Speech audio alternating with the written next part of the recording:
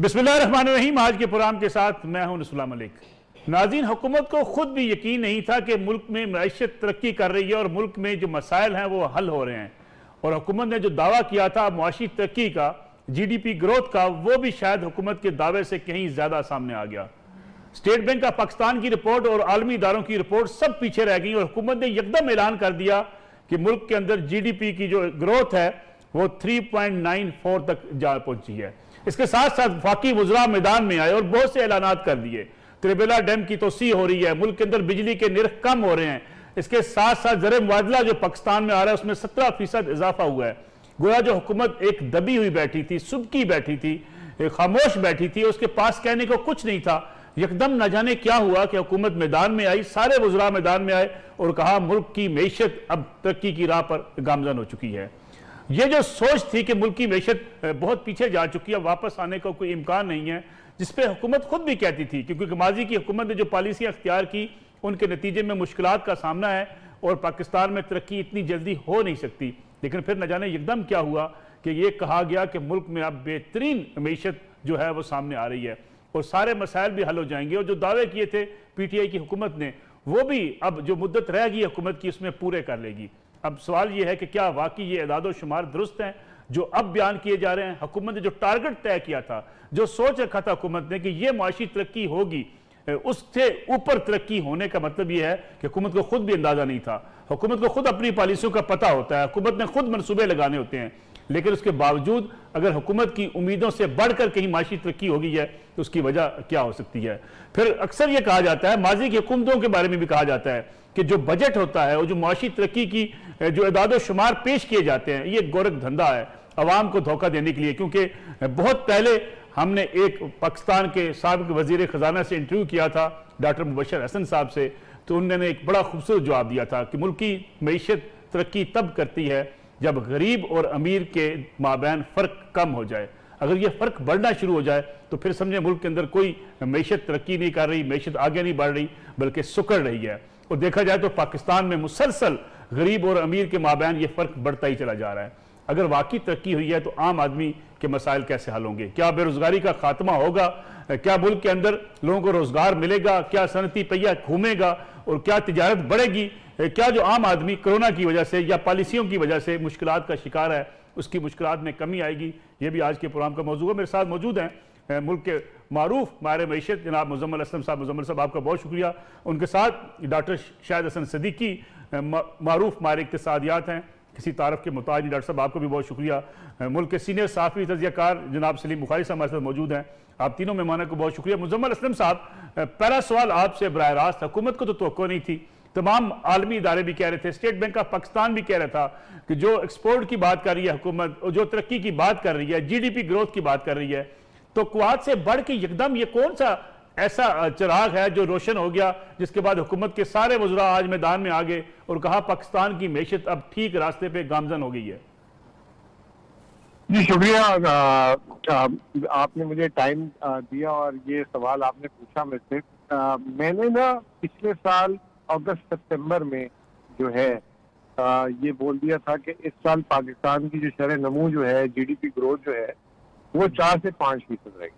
और उस वक्त जब ये हमारा बजट आया था पिछले साल, तो स्टेट बैंक ने भी 1.5% बात की थी। आपने बिल्कुल जिसे कहते हैं टू द पॉइंट बात की, बताया, बिल्कुल सही बताया। गवर्नमेंट ऑफ पाकिस्तान की जो मिनिस्ट्री ऑफ फाइनेंस की प्रोजेक्शन थी 2.5% थी, IMF 1% कह रहा था और वर्ल्ड बैंक 1.5% कह रहा था। अच्छा, मैं क्यों 4% कह रहा था? मैं जो है हम क्योंकि स्टॉक मार्केट से भी वास्ता है हमारा और हम रोजाना की बेसिस पे जो है ना चीजों को देखते थे। अब मैं एक छोटी सी मिसाल देके, क्योंकि आपको एक प्रोग्राम को जो है एक आम आदमी देखते हैं, तो कोशिश ये की जाए कि जो है गैर माशी जो है ना बात जो है मतलब माशी बात को आम अल्फाज में की जाए। जी बिल्कुल ठीक है। देखें, अगर एक इंसान जो है साल की 10,000 पे ज़कात देता था, ठीक है ना, ठीक है, और किसी वजह से अगले साल उसकी ज़कात नहीं बनी और उसको नहीं देनी पड़ी, तो यानी कि उसकी ज़कात उस साल नहीं थी, उसने सिफर उसने ज़कात पे की। उसके अगले साल अगर वो 4 रुपए भी ज़कात पे करेगा ना, तो वो कहेंगे कि जी 40% उसकी ज़कात में ग्रोथ आ गई। यानी कि सिफर से अगर उसने जो है पहले अगर 1000 रुपये देता था और फिर सिफर हो गई और फिर एकदम 400 रुपये उसकी ज़कात उसने उसके अगले साल भरी, तो जो माशी नंबर हम ये नहीं कहेंगे कि जी 400 रुपये उसने भरी, हम ये कहेंगे कि जी 40% इसकी जो है ना इसने पिछले साल के मुकाबले में ज्यादा ज़कात दी। बिल्कुल ठीक है। तो जो हमारी जो मईशत का भी ये हुआ कि जब 2019-20 चल रहा था और कोरोना मार्च में शुरू हुआ, तो हमारी मईशत सिफर से नीचे आके 0.5% मंफी हो गई थी। बिल्कुल ठीक है। ठीक है ना, उसी तरीके से जैसे मैंने ज़कात की मिसाल दी आपको, ठीक है। अब वहां से कुछ भी अगर ऊपर नंबर आएगा तो वो ग्रोथ का नंबर हो जाएगा आपका। बिल्कुल ठीक है। हमारी हुकूमत उस वक्त आपको याद होगा कि IMF प्रोग्राम और ये सारी चीजों में और इतनी डरी हुई थी कि लॉकडाउन हो रहे हैं, पूरी दुनिया में लॉकडाउन हो रहे हैं, अजीब अजीब खबरें आ रही थी। इवन कि आलमी मालियाती इदारा जो है IMF और वर्ल्ड बैंक ने कहा था कि पाकिस्तान की रेमिटेंसेस आधी हो जाएंगी क्योंकि सऊदी अरब और गल्फ ये जो मेन जगह है, ये इधर बर्बादी आ गई। बिल्कुल ठीक है। तो पहली चीज तो ये कि सबकी तवक्कुआत से हट के जो है ना रेमिटेंसेज आपने देखा किस तरीके से आई। ये तो वो नंबर है कि इसको तो कोई मतलब इसमें कोई दो नंबरी नहीं कर सकता, यानी कि जितने डॉलर आते हैं वो उतने ही आपको शो करने होते हैं। तो रेमिटेंसेज का हुकूमत ने इस साल जो है 24 अरब डॉलर का टारगेट रखा था, वो 10 महीने में पूरा हो गया। बिल्कुल अभी 2 महीने बाकी, यानी 5 अरब डॉलर अगर इसी स्पीड से चले तो इस साल इजाफी आएंगी।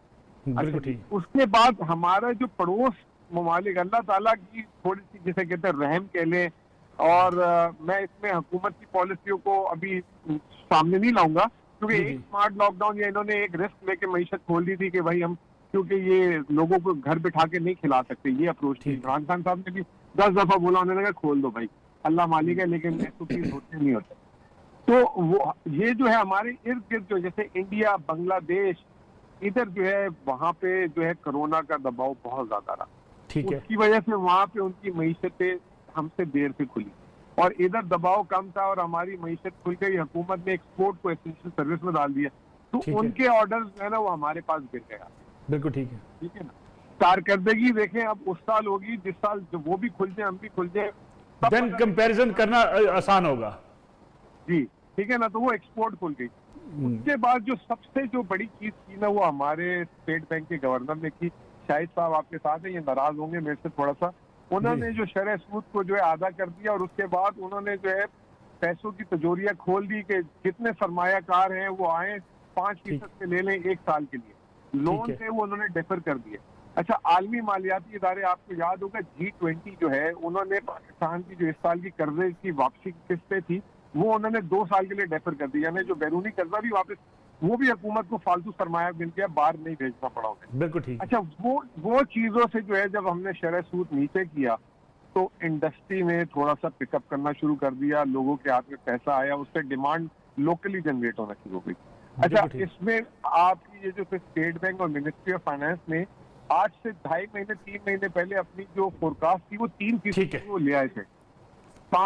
4% जो है कल हुई है, लेकिन 3% तक वो आ गए थे। IMF नहीं हिला था अपनी जगह से। बिल्कुल ठीक है। बहरहाल ये जो 3.94 आई है ये जेन्युइन है, क्योंकि गंदम फिर अल्लाह ताला ने अब ये गंदम की फसल आप गंदम से हैं, बिल्कुल ठीक है, वो बहुत बेहतर हो गई। ये कुछ चीजें जो है आखिर में ये कुदरत का भी जो है ना इसमें प्ले आ गया, ठीक है, इसकी वजह से ये नंबर अचीव हो गया। मैं मुजम्मिल साहब आपके वापस आता हूँ। डॉक्टर शाह हसन सिद्दीकी साहब, कुदरत मेहरबान होगी पर जैसा कि अभी मुजम्मिल साहब बात कर रहे हैं, क्योंकि इदादा शुमार जो है दुरुस्त है, इसमें कोई हेर फेर नहीं है। पाकिस्तान में ज़र मुबादला ज़्यादा आया, फिर हमारे जो दीगर ममालिक हैं, हमसाया ममालिक, वहाँ के जो आर्डर्स थे हमें वो मिल गए, एक्सपोर्ट बढ़ गई, जिसकी वजह से हुकूमती तवक्कुआत से भी बढ़कर माशी तरक्की हो गई।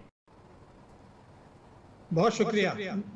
मैं ये समझता हूँ कि हुकूमत ने जो प्रोजेक्शंस दी हैं जी वो बहुत ज्यादा गैर हकीकत पसंदाना नहीं है, ठीक है, लेकिन मैं ये समझता हूँ कि ये शायद तकरीबन 3% तक रह सकता है। तो जब मैं ये कहता हूँ 3%, तो भारत जहाँ जबरदस्त तबाही आई है वहाँ का प्रोजेक्शन है 12.6% ग्रोथ रेट इस साल का, और बांग्लादेश का है 6.8%। ठीक है। असल में जो मसला है समझने का वो ये है कि दुनिया भर में आपने देखा कि वैक्सीनेशन हुई, दुनिया भर में इक्तिसादी पैकेजेस दिए गए ट्रिलियंस के, तो जो कुछ पैसा आया उससे 2021 में आर्जी बेहतरी आई है, और तमाम जो प्रोजेक्शन है वो ये है कि 2022 में ये सुस्त होगा। लेकिन डॉक्टर साहब I am sorry to interrupt you, यानी आप इस बात को मानते हैं कि 3.94 जो है ये हुकूमत ने जो एदाद व शुमार दिए ये दुरुस्त है? नहीं, मैंने नहीं कहा, मैंने ये कहा नहीं है। देखिए, हुकूमत ने आदत व शुमार नहीं दिए हैं, उन्होंने तो ये कहा है कि हम पिछले 6 महीने की परफॉर्मेंस पर एक प्रोजेक्शन दे रहे हैं। उन्होंने क्लेम नहीं किया। अभी तो साल ही नहीं खत्म हुआ, तो अभी कैसे कर देंगे, है ना? अभी तो साल ही। तो मैं जो चीज आपसे अर्ज कर रहा हूं कि कम से कम 6 ऐसे फैक्टर्स हैं, 6 जो इस हुकूमत ने आर्जी बेहतरी लाई है, जिसके मुस्तकबिल में तबाकुन असरात मुतअस्सर होंगे, जिससे कानून तोड़ा गया है। कानून तोड़, ये बिल्कुल इसमें किसी को शुबे की कोई गुंजाइश नहीं है। मिसाल के तौर पर मैं आपको बताऊं कि आपने शरह सऊद जो है वो 7% कर दिया, ठीक है। आपका अफरात ज़र जो है वो 11% है। तो जब 11.17 है, 11.1 है, तो जो लोग करोड़ों रुपए के कर्जे ले रहे हैं वो कम रकम वापस कर रहे हैं। खुदा के समझे, कम। तो चूंकि इन्फ्लेशन कह रहा है, लेकिन जो बैंकों के करोड़ों खातेदार हैं उनको आपने कहा जी मैं 5.5% दूंगा, जबकि पहले फरवरी 2020 में वो दे रहे थे 11.25। तो उनको आपने 500 अरब रुपए उनसे खींच लिए। जो बैंकिंग कंपनी ऑर्डिनेंस 26A4 की खिलाफ वर्जी है, ठीक है, जो बैंकिंग कंपनी ऑर्डिनेंस 40A की खिलाफ वर्जी है, जो आईन पाकिस्तान की शख्स 3A की खिलाफ वर्जी है। तो ये सूरत हाल जारी तो नहीं रह सकती ना। अगर आप कहें कि जी आप सस्ती शरह पर कर्जे ले लें, तो सूरत हाल तो वापस जारी नहीं रहेगी। दूसरा मैं आपको बताऊं जो तमाशा हुआ है, जी, हमारी कमर्शियल बैंक्स, तिजारती बैंक, मैंने सारी दुनिया की बैंकिंग देखी है। तिजारती बैंकों का काम होता है सनत के लिए, तिजारत के लिए, बरामदात के लिए कर्जे दें, ठीक है। पिछले 2 वर्षों में क्या तमाशा हुआ कि उन्होंने 3000 अरब रुपया जो निजी शोबे को जानने चाहिए थे गिरोथ के लिए, वो हुकूमत को दे दिए बजट खसारे के लिए। कमर्शियल बैंक का काम नहीं है ये होता इन्वेस्टमेंट। हुकूमत कमर्शियल बैंक को इन्वेस्टमेंट करना नहीं चाहिए। तो स्टेट बैंक ने और मिनिस्ट्री ऑफ फाइनेंस ने गठजोड़ करके आपने 3000 अरब रुपए निजी शोबे को दे दिए, ठीक है। तो उससे क्या हुआ कि आपकी शरह नमू इफेक्ट होगी, बेरोजगारी बढ़ेगी, बरामदात मुतासर होंगी। तीसरी बात, ठीक, हम एक शैतानी चक्कर है हमारा। शैतानी चक्कर क्या है? टैक्स की चोरी होने दे, ठीक है, टैक्सों में मराद दें, उससे जो नुकसान हो उससे आप इनडायरेक्ट टैक्सेस लगाएं, पेट्रोलियम लेवी लगाएं, और जिससे पैदावारी लागत बढ़े।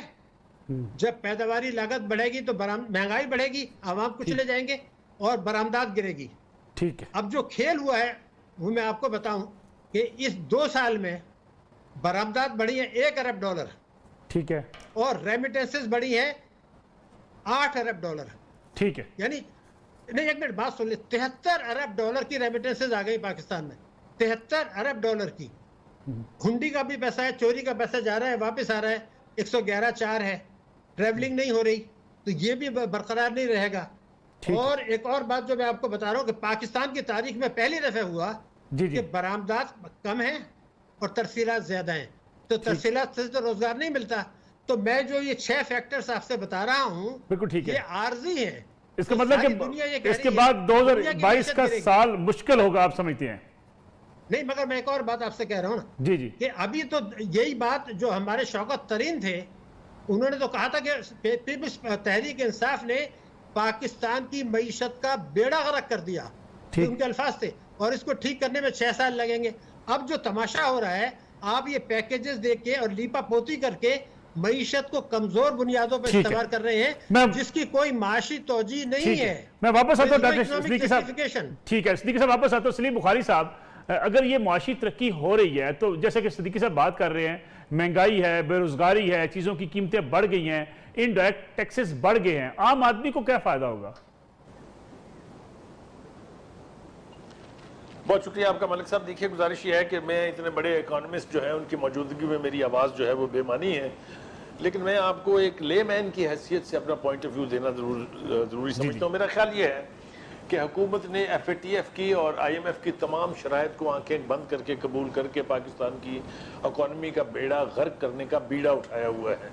ये इतनी खौफनाक शराइत हैं, अगर आप इसकी तफसील में जाएं तो आपको पता चलेगा कि हमारी इकॉनमी अब हमारे हाथों में है ही नहीं। हमें तो सिर्फ वो सब कुछ मानना है जो हमें बताया जा रहा है। इस पर बेहतर तबसरा मेरे दोनों बहुत ही सीनियर, जिनका बहुत दिल में मेरे एहतराम है, वो रोशनी डाल सकेंगे। दूसरी बात यह है कि महंगाई बढ़ रही है, ये कोई दो राय नहीं है इसके बारे में। मुझे नहीं समझ आता कि वो कौन सी मईशत ठीक हो रही है, इनकलाब आ रहा है जिससे गरीब आदमी जो है उसको चक्की में मजीद महंगाई की पिस रहा है, चीखें निकल रही हैं। लोग अपनी प्रोडक्ट जो है टमाटर आपने देखी होगी वो वीडियो, वो नहरों में फेंक रहे हैं। बिल्कुल ठीक। ख्याल ये है कि इसके ऊपर जितना मंडी में पहुंचाने पर खर्चा आएगा उतना, उससे तो ये मेरा खर्चा पूरा नहीं होगा आने जाने का, तो वो टमाटर वो नहर में फेंक रहा है। दूसरी बात यह है कि हुकूमत को अपने ही प्रोपेगेंडे का एतबार नहीं करना चाहिए। ये गलती जिस भी किसी हुक्मरान ने माजी में या आज के दौर में की है उसने धोखा खाया है। देखिए फिगर फजिंग जो है इसका इल्ज़ाम था इसहाक डार पर, मगर पिछले 4 वज़राए खारजा ने भी इस एतबार से जो शाहकार यानी दिखलाए हैं हमें, वो भी कोई बहुत आला या बहुत कोई एनकरेजिंग नहीं है। Last but not the least मेरा ख्याल ये है कि हुकूमत को फिर नए सिरे से अपनी इकोनॉमिक पॉलिसी जो है वो तश्कील देनी होगी, वरना ये बजट जो आएगा आप देख लीजिएगा इसके अंदर पिछले बजट की तरह से, जिस तरह पिछले बजट में तो यानी सरकारी मुलाजमिन की तनख्वाहों में एक पैसे का इजाफा नहीं हुआ था, लेकिन अब जब थोड़ी सूरत हाल खराब हुई है हुकूमत के लिए तो 25% अलाउंस का ऐलान कर दिया है। ये जो हम वक्त फैसले कर लिए जाते हैं ना जिनका कोई सरपैर नहीं होता, उनसे इकोनॉमी ठीक नहीं होने वाली। ठीक है बुखारी साहब, छोटी सी कमर्शियल ब्रेक लेने वापस आएंगे, बात करेंगे बजट इजलास की, बजट मंजूरी की भी, कि अगर बजट में फिर आवाम को रिलीफ नहीं मिलता तो फिर मुआशी तरक्की का फायदा क्या होगा, इस पर बात करेंगे आफ्टर शॉर्ट ब्रेक। पुराना में एक बार फिर खुश आमदीद। सलीम बुखारी साहब, फवाद चौधरी साहब लाहौर आए, मुलाकातें की, जहांगीर खान तरीन ग्रुप राजी हो गया, हुकूमत का मुकम्मल साथ देंगे, इमरान खान साहब को अपना लीडर भी मान लिया गया। वो जो अफवाहें थी कोई पीछे है, एस्टेब्लिशमेंट पीछे है जहांगीर तरीन ग्रुप के, वो अफवाहें तो गलत साबित हुई। देखिए गुजारिश ये है कि एक बात बहुत ज़रूरी है कहनी, वो ये कि जब भी इस किस्म की पॉलिटिकल अप्स एंड डाउन्स आते हैं हम बड़े आराम से मलबा जो है वो एस्टेब्लिशमेंट पे या मुख्तलिफ नाम लेके डाल देते हैं। मेरे ख्याल से ये हरकत जो है 2 वजह से ख़त्म होनी चाहिए। मैं खुद भी मतलब तस्लीम करता हूँ कि इसमें मेरी भी गलती रही है कि ISPR इस वक्त ख़ास तौर से जनरल बाबर इफ्तिखार के तहत जो है वो हर सवाल का जवाब देने के लिए हमा वक्त तैयार रहती है। तो ऐसी सूरत हाल में मेरा ख्याल है सिर्फ गैस वर्क के ऊपर कोई बात कर देनी जो है उससे सूरत हाल में बेहतरी नहीं आती है, बिगाड़ पैदा होता है।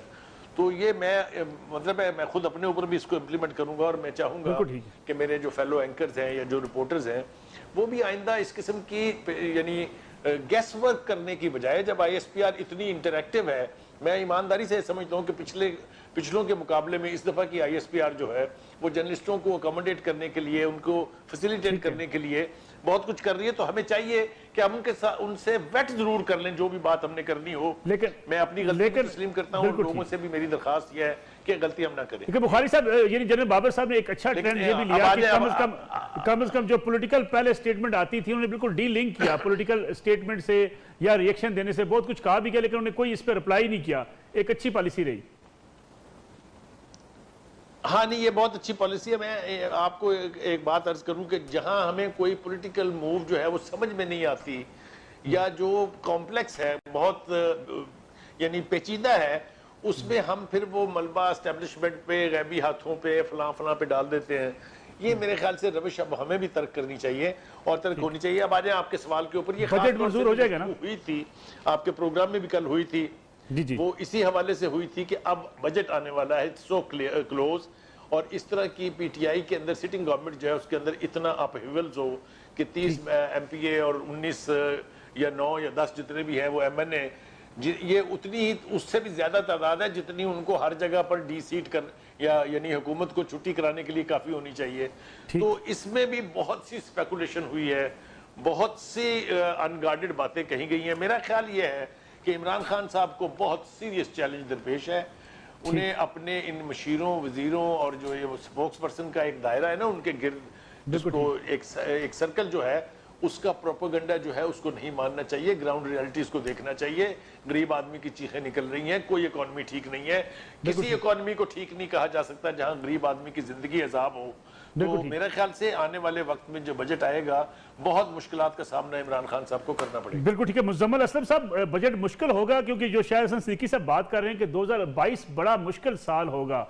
अगरचे ये इदाद शुमार जो भी दिए गए हैं इस पर भी वो इतराज़ तो कर रहे हैं, लेकिन साथ साथ ये कह रहे हैं कि ये आने वाले दिन और मुश्किल हैं और हुकूमत को इस बात का इदराक है कि ये मुश्किलात बढ़ जाएंगी।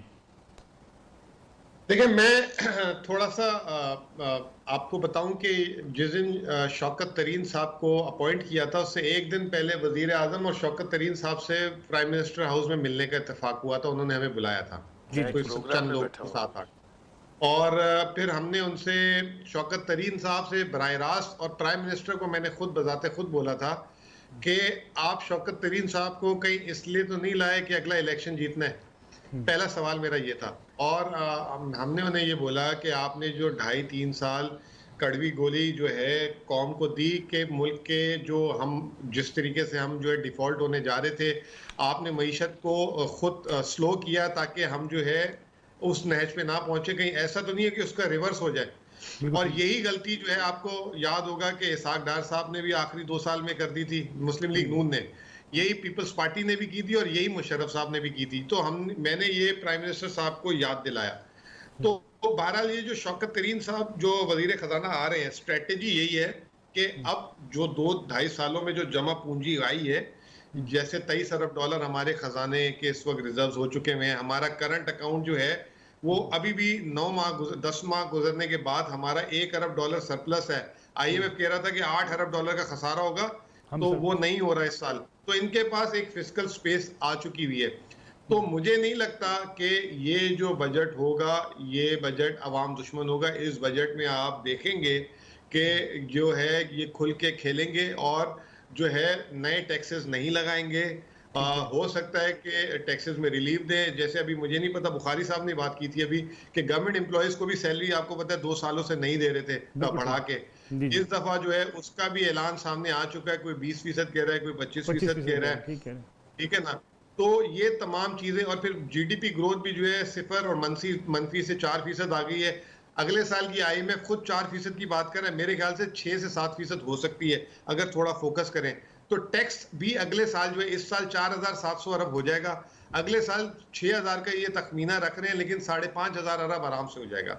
मुजम्मल साहब कुछ बातें, कुछ खबरें इस किस्म की भी सामने आई कि शौकत तरीन साहब ने कहीं निजी महफिल में कहा है कि अगर हम 5% भी रहते हैं GDP पे, तब भी हमारी मुश्किलात बड़ी हैं। पाकिस्तान की मईशत को संभालने के लिए हमें बहुत ज्यादा और काम करना पड़ेगा।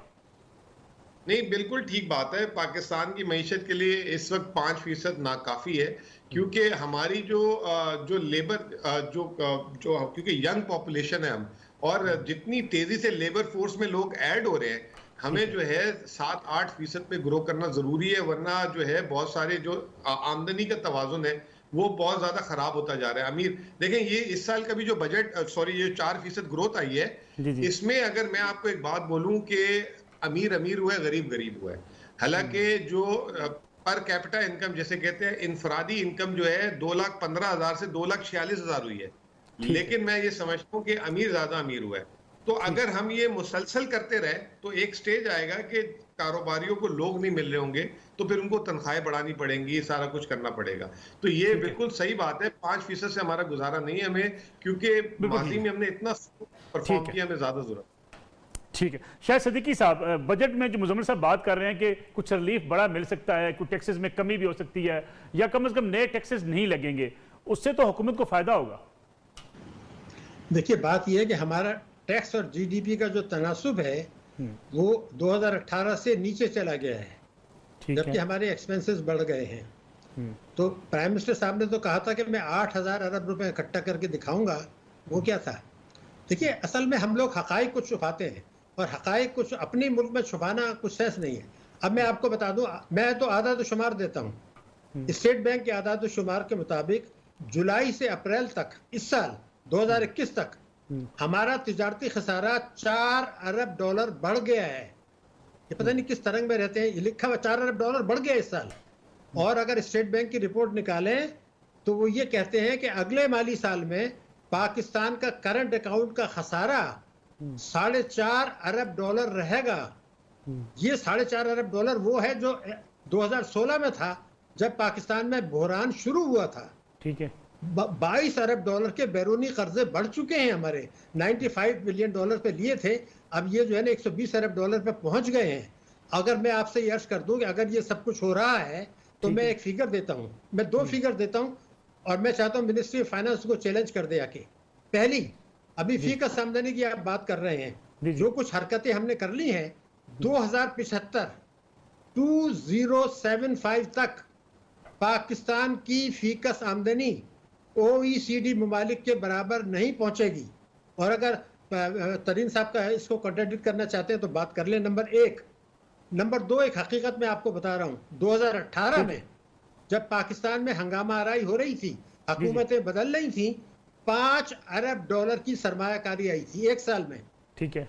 इस हुकूमत के 2 साल और 9 महीने में 3 अरब डॉलर की आई है, यानी 11 अरब डॉलर का झटका लग गया। ठीक है। जरा बता तो देना कि अगर ये सब कुछ हो रहा है तो 11 अरब डॉलर का झटका क्यों लगा? ठीक है। 73 अरब डॉलर की जो तरसीलात इस हुकूमत में आई हैं, जिसमें हुंडी का पैसा भी शामिल है, वो कहाँ चला गया? 22 अरब डॉलर के कर्जे बढ़े तो फिर आपके रिजर्व कहाँ बढ़े हैं?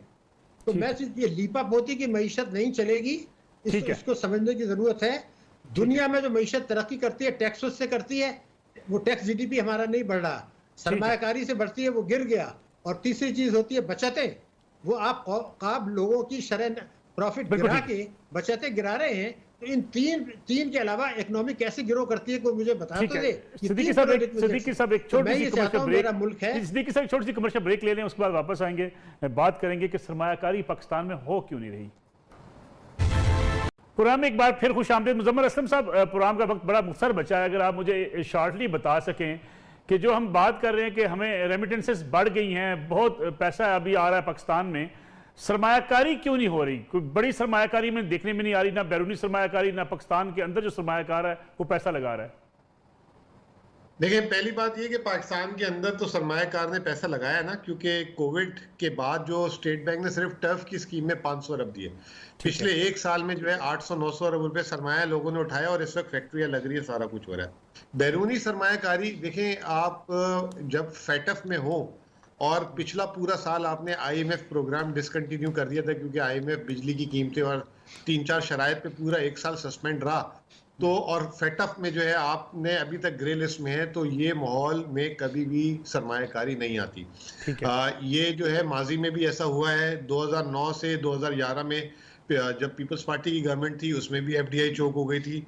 जब मुस्लिम लीग नून आई थी 2014 और 15 में, उन 2 सालों में भी नहीं थी। तो ये डेटा से आप प्रूव कर लीजिएगा, शाहिद साहब से भी पता कर लें, रिकन्फर्म कर लें जरा। ठीक है, बहुत शुक्रिया शाहिद सिद्दीकी साहब। जो बात ये कर रहे हैं मुजम्मल साहब के, अभी बैरूनी सरमायाकारी FATF है, दीगर मसाइल हैं, लेकिन वो आने वाले दिनों में बढ़ सकती है। देखिए, बात ये है कि चीनी सफीर ने ये कहा था कि हम पाकिस्तान में बड़े पैमाने पर सरमायाकारी कर रहे हैं, लेकिन चीन का निजी शोबा पाकिस्तान में सरमायाकारी के लिए तैयार नहीं है। समंदर पर पाकिस्तानी 28 अरब डॉलर की रेमिटेंसेस तो भेज रहे हैं, पाकिस्तान को महंगी शरह सूद पर वो डिपॉजिट भी देते हैं, वो भी पाकिस्तान में सरमायाकारी के लिए तैयार नहीं है। वजूहात बता दूं, नंबर 1, बेयकीनी, अनसर्टेनिटी, सियासी अफरा तफरी, चोर डाकू का नारा, और कॉस्ट ऑफ प्रोडक्शन बहुत ज्यादा है क्योंकि आप इनडायरेक्ट टैक्सेस और यूटिलिटीज बनाते हैं। और सबसे बढ़ के ये है कि हमारे यहाँ जो कुछ खेल हो रहा है कि आपको चाहिए नहीं है, हमें तो रेमिटेंस चाहिए, हमें बरामदात चाहिए ही नहीं है। तो सवाल सिर्फ ये पैदा है, स्किल्ड लेबर, जब हमारे लेबर की जो प्रोडक्टिविटी है one of the lowest in the world है, आप उसको ट्रेनिंग देने के लिए तैयार नहीं है। आप कभी पनागाह बना रहे हैं, कभी लोगों को आप ट्रेनिंग दें, लोगों को आप माइक्रो फाइनेंस दें, तो जब आप उनकी प्रोडक्टिविटी बढ़ेगी। और दूसरे भैया कि जब उसके घर में खाने को नहीं है, बच्चा बीमार है, रात को बिजली नहीं है, रात को जागा हुआ है, सुबह आता है वो काम ही नहीं कर सकता। तो ये फैक्टर्स को जब तक, और रिसर्च एंड डेवलपमेंट नहीं हो रहा, और टेक्सटाइल से तो आगे निकले ना, हम तो है टेक्सटाइल से आगे निकल ही नहीं रहे। बिल्कुल ठीक, टेक्सटाइल में जितना होना था हो चुका है, अब आपको जाना है IT में, अब आपको जाना है इंजीनियरिंग में, उसमें हमारा तकरीबन न होने के बराबर है। ये जो वडेराशाही कल्चर है कि ताकतवर तबकों के मुताबिक अपनी पॉलिसियां बना ले, अशराफिया को खुश कर ले, कानून तोड़ दे, ठीक है, सरमायाकारी नहीं आने देगी। बहुत शुक्रिया सिद्दीकी साहब, प्रोग्राम का वक्त खत्म हो गया। बुखारी साहब, फाइनल कमेंट आपसे। सियासी बेचैनी खत्म करना तो हुकूमत का काम है ना? देखिए, हुकूमत इसकी तरफ तवज्जो दे रही है नहीं दे रही है तो मुझे नहीं पता है, लेकिन जो चंद बातें मैं अर्ज करना चाहता हूँ वो ये हैं कि एक तो फॉरेन, जब आप स्टेट बैंक के फिगर उठा के देखते हैं तो पिक्चर आपके सामने बहुत ग्रूमी है। हमें तो बताया गया कि फॉरेन इन्वेस्टमेंट में 26% कमी हो गई, पर कैपिटल इनकम 3% यानी कम हो गई है। ट्रेड डेफिसिट जिसको दावा करते हैं हुकूमत के हमने कमाल कर दिया है, जब आप एक्सपोर्ट करेंगे और इंपोर्ट बिल्कुल नहीं करेंगे, आपके कारखाने सारे बंद पड़े हैं इसलिए कि आपने रॉ मटेरियल इंपोर्ट नहीं किया है, तो वो ट्रेड डेफिसिट कम तो जरूर हो जाएगा लेकिन उससे इकोनॉमी की खोखली हो जाएगी आपकी, और यही सब कुछ हो रहा है मेरे ख्याल से। बुखारी साहब बहुत शुक्रिया, बुखारी साहब बहुत शुक्रिया। प्रोग्राम का वक्त खत्म हो गया। मुजम्मल असलम साहब, डॉक्टर शाहिद सिद्दीकी साहब, तीनों मेहमानों का बहुत शुक्रिया। नाज़रीन, आज का प्रोग्राम था हुकूमत मैशियत में कामयाबी के दावे कर रही है और साथ साथ जो एक सियासी बहरान है उसको भी ख़त्म करने में कामयाब हुई है। जहांगीर खान तरीन ग्रुप को मना लिया गया, बजट पास होगा आसानी के साथ, और इस बार जो कहा जा रहा था कि शायद जहांगीर तरीन ग्रुप हुकूमत के लिए कोई बड़ा खतरा बन सकता है, अफवाहें जन्म ले रही थी, ये भी कहा जा रहा था एस्टैब्लिशमेंट पीछे हो सकती है, लेकिन इस वक्त आर्मी चीफ कमर जवेद बाजवा जैसे कि वाजे कह चुके हैं, सियासतदान का काम है सियासत करना, हुकूमत अपनी कारकर्दगी दिखाए, अपोजिशन अपना काम करे, फौज का इससे कोई लेना देना नहीं है। अब देखना यह है कि क्या हुकूमत इस सियासी बहरान पर काबू पाने में कामयाब हो जाती है मुस्तकिल तौर पर, या बजट के बाद फिर किसी मुश्किल में फंस सकती है। इजाज़त दीजिए, अल्लाह हाफिज़।